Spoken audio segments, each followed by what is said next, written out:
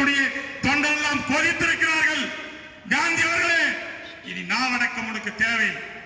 நீ மீறி ஏதாவது ஒன்று பேச வேண்டும் என்று சொன்னால் எங்கள் அனைத்து இந்திய அண்ணா திராவிட முன்னேற்ற கழகத்துடைய தொண்டன் ஒருவரும் இங்கே பதில் சொல்ல தயாராக இருக்கிறார். தயவு செய்து புரிந்து கொண்டு பேசுங்கள். என் தலைவன் இன்றைக்கு இயக்கத்தை வழிநடத்தி கொண்டிருக்கிறார். எனக்கு முன்னாடி பேசியவர்களெல்லாம் அண்ணாவுடைய வரலாற்றை சொல்லி இருக்கிறார்கள். புரட்சி தலைவர் எம்ஜிஆருடைய திட்டங்களை சொல்லி இருக்கிறார்கள். புரட்சி தலைவி அம்மாவுடைய திட்டங்களை சொல்லி இருக்கிறார்கள். எங்கள் தமிழர் புரட்சி தமிழர் எடப்பாடியார் அவர்கள் 2000 மினி கிளினிக் கொண்டு வந்தாங்க. வந்தா ஸ்டாலின் மூடிட்டார். இன்னைக்கு உங்களுடன் ஸ்டாலின், மக்களுடன் ஸ்டாலின், உங்கள் முதல்வர், உங்களுடன் முதல்வர். எல்லாத்துக்கும் வேற யாருன்னா இருக்கிறாங்க? எல்லாத்துக்கும் வேற யாருன்னா இருக்கிறாங்களா? எல்லாத்துக்கும் வேற வேற ஆள் இருக்கிறாங்களா? கருணி எல்லாத்துக்கும் ஒத்துந்தான் பேர் வைக்கிறான் பார். எப்படி நம்ம ஏமாந்தோம்னா ஏமாத்திக்கினே இருப்பான் கருணாநிதி குடும்பத்துக்கு.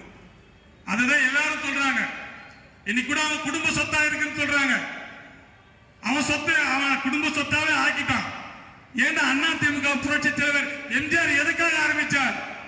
கருணாநிதி இந்த இயக்கத்தை திராவிட முன்னேற்ற கழகத்தை குடும்ப சொத்தாக மாற்றிக் கொண்டிருக்கிறார். அன்றைய காலத்திலே என் தலைவன் புரட்சி தலைவன் எம்ஜிஆர் 1972 இந்த இயக்கத்தை ஆரம்பித்ததுக்கே காரணம் இது குடும்ப சொத்தாக மாறுகிறது என்பதற்காக. இன்று வரை அப்படிதான் அது நடைபெற்றுக் கொண்டிருக்கிறது. இவ்வளவு சிரமங்களையும் கஷ்டத்தையும் இன்றைக்கு எங்கள் தலைவன் அனைத்து இந்திய அண்ணா திராவிட முன்னேற்ற கழகத்தை வழிநடத்தி கொண்டிருக்கிறார். இதிலே ஒரு நெருடல், இதிலே சில சிக்கல்களை யாரா உருவாக்கலாம் தெரியுமா? ஸ்டாலின் தான், கருணாநிதி குடும்பம் தான்.